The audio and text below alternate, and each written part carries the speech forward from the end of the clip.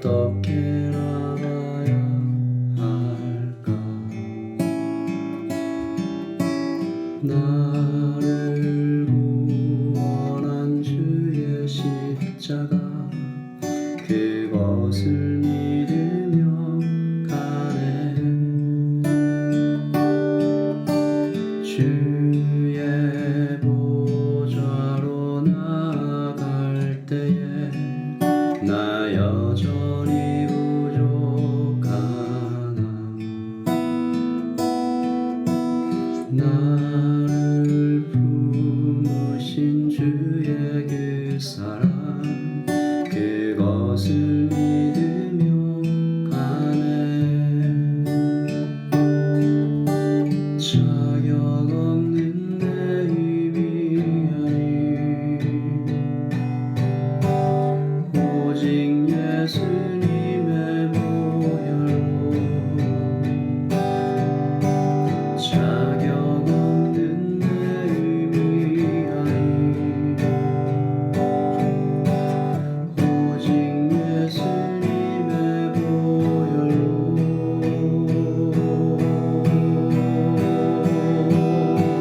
십자가의 보혈 완전하신 사랑 힘입어 나갑니다.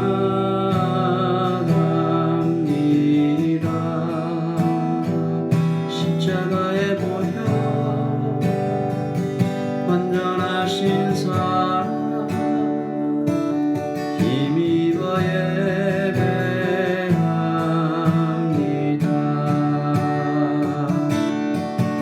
자격 없는 내 의미아니 오직 예수님의 보혈로. 자격 없는 내 의미아니 오직 예수님의 보혈로.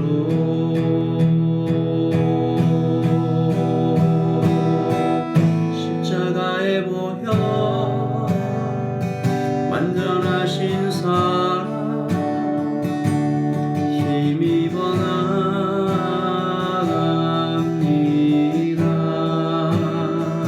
십자가의 보혈 완전하신 사랑 힘입어 예배합니다.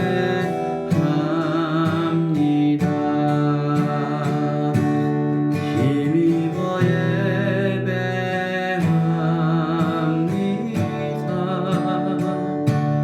힘입어 나갑니다.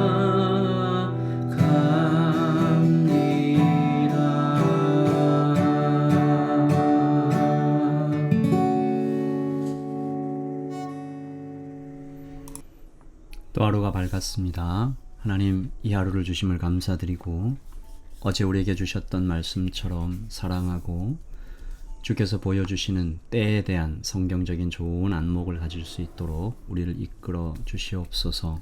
때를 아는 사람이 행복합니다. 때를 아는 사람이 건강합니다. 때를 아는 사람이 주님께 영광을 올려드릴 수 있습니다.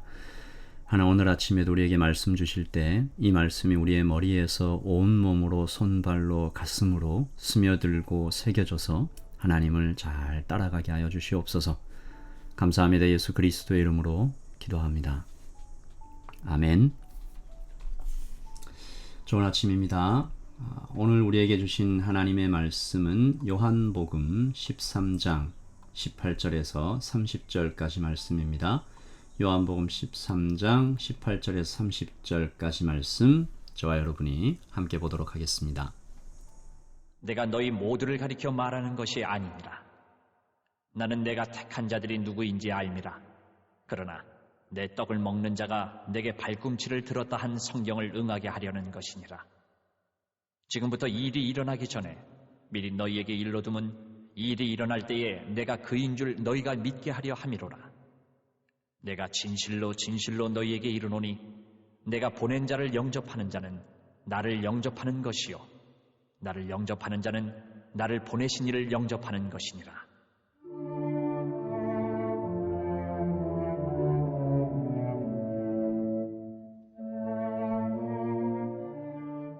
예수께서 이 말씀을 하시고 심령이 괴로워 증언하여 이르시되 내가 진실로 진실로 너희에게 이르노니 너희 중 하나가 나를 팔리라. 하시니 제자들이 서로 보며 누구에게 대하여 말씀하시는지 의심하더라. 예수의 제자 중 하나 곧 그가 사랑하시는 자가 예수의 품에 의지하여 누웠는지라. 시몬 베드로가 머리짓을 하여 말하되 말씀하신 자가 누구인지 말하라. 하니 그가 예수의 가슴에 그대로 의지하여 말하되 주여, 누구니이까? 예수께서 대답하시되 내가 떡 한 조각을 적셔다 주는 자가 그니라. 하시고 곧 한 조각을 적셔서 가롯 시몬의 아들 유다에게 주시니 조각을 받은 후 곧 사탄이 그 속에 들어간지라. 이에 예수께서 유다에게 이르시되 내가 하는 일을 속히 하라. 하시니 이 말씀을 무슨 뜻으로 하셨는지 그 앉은 자 중에 아는 자가 없고 어떤 이들은 유다가 돈꾀를 맡았으므로 명절에 우리가 쓸 물건을 사라 하시는지 혹은 가난한 자들에게 무엇을 주라 하시는 줄로 생각하더라. 유다가 그 조각을 받고 곧 나가니 밤이러라. 아멘. 하나님의 말씀입니다. 말씀을 한번 더 읽으시면서 잠시 묵상하시겠습니다.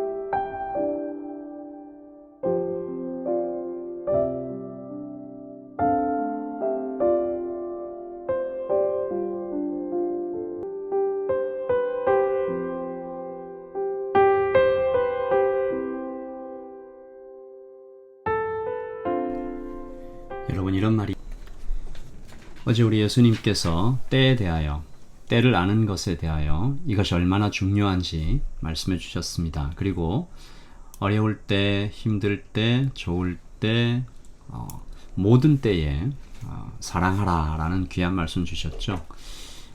그리고 찐 행복, 언제 행복하냐? 사랑하며 섬기며 살아갈 때 가장 행복하다라고 알려주셨습니다. 주님은 그 사랑하라, 섬기라 라는 말씀에 이어서 실제로 본을 보여주시지 않습니까? 제자들을 섬김으로 이 사랑의 본을 보여주셨습니다. 그리고 오늘 또 다른 사랑 하나를 보여주시는데 제가 이것을 가장 어려운 사랑이다 라고 이름 붙여보았습니다. 어제 우리가 보았던 말씀처럼 스승이 제자의 발을 씻기는 것도 참 어려워요. 그러나 자신을 파는 사람을 사랑하는 것은 얼마나 더 어려울까? 어제는 수건을 허리에 두르시고 이렇게 제자들의 발을 씻기는 섬김을 보여주셨다면 오늘 주님은 가롯 유다에게 경고하심으로 사랑을 보여주십니다. 경고가 사랑 맞죠? 책망이 사랑 맞습니다. 그것도 아주 어려운 사랑이죠. 경고와 책망으로 살아가는 것이 매우 어렵습니다. 자칫 잘못하면 이 감정을 다스리지 못해서 이 죄를 지을 수 있기 때문입니다. 언젠가 한 목사님이 목양실에서 창밖을 내다보는데 젊은 성도가 자기 아들을 그냥 엄청나게 혼을 내고 있는 거죠. 목사님이 이렇게 물끄러미 쳐다보시다가 시간이 좀 지난 후에 성도님을 조용히 불러서 이렇게 말씀을 하셨습니다. 집사님, 자녀를 키우시느라 참 속이 많이 상하시죠? 어려우시죠? 그런데 제가 볼 때 집사님 아들에게 사과하셔야 할 것 같아요. 집사님 얼마나 깜짝 놀랐겠어요. 목사님을 이렇게 당황스러운 표정으로 쳐다보고 있는데 목사님이 그때 집사님에게 읽어주신 말씀이 에베소서 6장 4절이었어요. 또 아비들아, 너희 자녀를 노엽게 하지 말고 오직 주의 교훈과 훈계로 양육하라. 이 무슨 말입니까? 어떤 부모님들은 또 많은 경우에 우리도 자녀를 양육할 때 감정 조절에 실패하는 경우가 있다는 거죠. 너무 가까워서 그렇겠죠. 너무 사랑해서 그렇겠죠. 솔직하게 우리 속을 좀 들여다보면 때때로 자녀들을 책망할 때 사랑의 책망이 아니라 이 감정이 폭발해서 화풀이를 할 때가 솔직히 있는 것 부인할 수 없습니다. 그 집사님은 이 목사님의 권면을 따라서 아이에게 사과를 했고 자녀의 마음에 쓴뿌리를 남기지 않을 수 있었습니다. 권면한 목사님도 훌륭하시고 그 권면을 받아서 하나님 말씀에 순종한 집사님도 참 대단하다라는 생각이 들었습니다. 이처럼 책망이 어려운 이유는 이 감정이 들끓어버리면 이 책망의 본래 목적을 상실해버리고 이 죄를 지을 수 있다는 거죠. 그리고 책망이 어려운 두 번째 이유는 아마도 두려움 때문인 것 같아요. 그와의 관계가 깨져버릴까? 나에 대해 어떻게 생각할까? 그래서 우리는 대부분 책망보다는 그저 조용히 눈 감고 지나가는 것을 선택할 때가 참 많습니다. 그러나 정말로 사랑한다면 이 책망을 포기해서는 안 됩니다. 경고를 포기해서는 안 됩니다. 오늘 주님께서 가룟 유다에게 경고하시는 장면을 살펴보면 먼저 주님께서 너무 괴로워하시는 장면 하나가 보이죠. 주님께도 이 책망이 결코 쉽지 않았다라는 걸 보여줍니다. 21절이죠. 예수께서 이 말씀을 하시고 심령에 괴로워 증언하여 이르시되 내가 진실로 진실로 너희에게 이르노니 너희 중 하나가 나를 팔리라. 이 말씀하시는 예수님의 표정과 어투와 그 분위기가 참 상상이 됩니다. 사랑하는 제자가 자신을 팔아먹는 그 상황이 주님께 얼마나 고통이었을까. 그리고 이것을 또 공개적으로 지적하여 말하는 것도 역시 주님께 고통이었을 것입니다. 그러나 계속 미룰 수는 없는 거죠. 때가 되었습니다. 정확히 지적하여 경고하지 않으면 안 되는 단계에 이른 것입니다.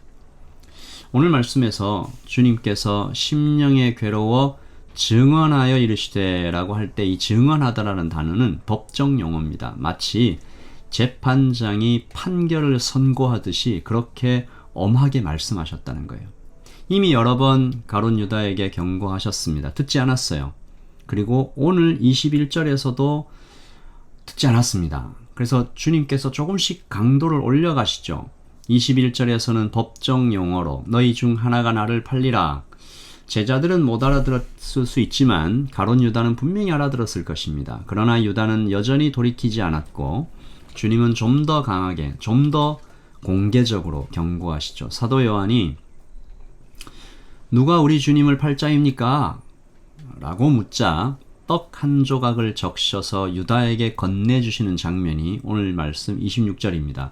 예수께서 대답하시되 내가 떡 한 조각을 적셔다 주는 자가 바로 그니라 하시고 곧 한 조각을 적셔서 가룟 시몬의 아들 유다에게 주시니 예수님께서 그냥 저놈이다 라고 하셔도 될 텐데 주님은 떡 한 조각을 유다에게 줍니다. 이것은 당시 잔치에서 이 연회장이 주인이 손님에게 극진하게 이렇게 친절을 보이는 행동 중 하나였다고 해요.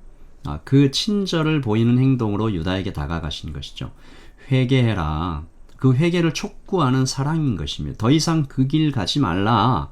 손잡아 이끌어 주시는 것이죠. 안타깝고 두려운 것은 유다는 그 떡을 받고도 결국 돌아서지 않았다는 것입니다. 30절이죠.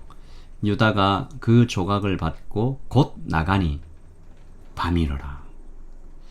여러분, 유다가 그 조각을 받았다는 것, 뜨거운 사랑을 받았다는 것과 나갔다는 것, 그리고 밤이 되었다는 것, 굉장히 다 이 단어 하나하나가 의미가 있죠. 조각을 받았다, 사랑을 받았다, 그런데 나가버렸다. 그리고 영혼에 깊고 어두운 밤이 시작되었다. 제가 이 말씀을 묵상하면서 참 아팠어요. 그리고 좀 무서웠습니다. 주님이 권해도 돌아오지 않는 영혼도 있구나. 사실 많이 있죠. 하나님의 직접적인 권고 받지 않습니다. 그런 영혼들이 꽤 있는 것 같아요.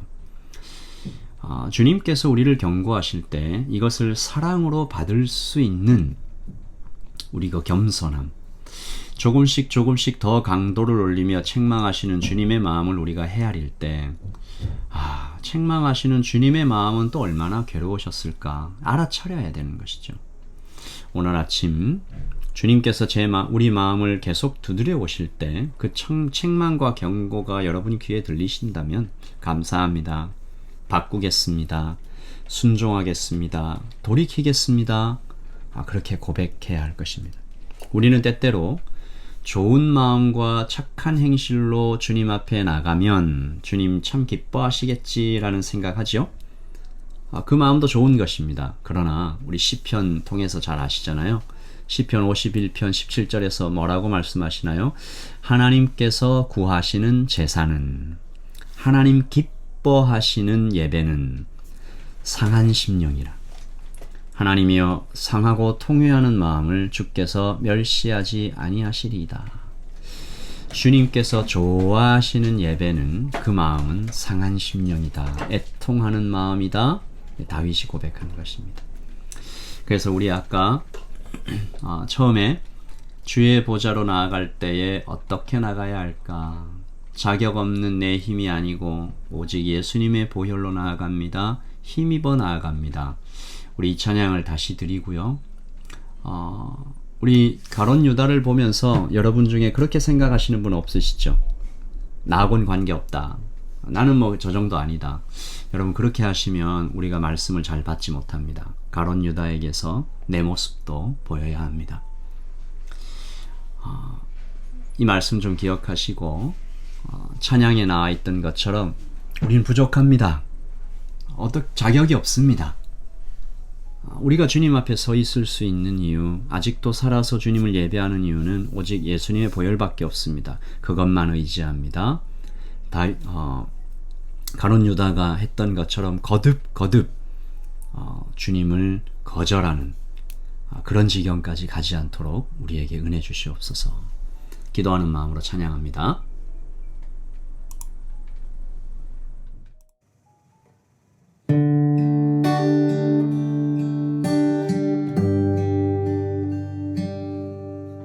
주의 보좌로 나갈 때에 어떻게 나가야 할까?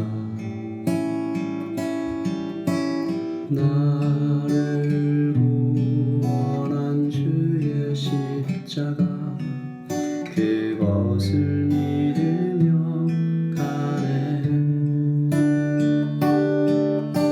주의 보좌로 나갈 때에 나 여전히 부족하나.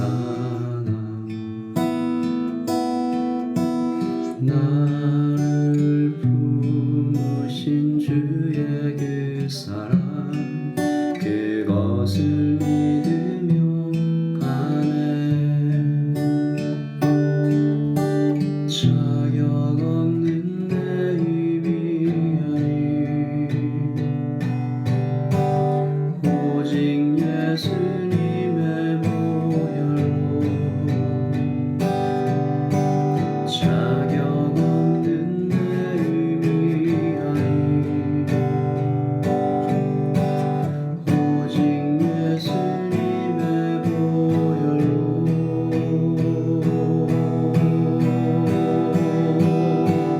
십자가의 보혈 완전하신 사랑 힘입어 나갑니다.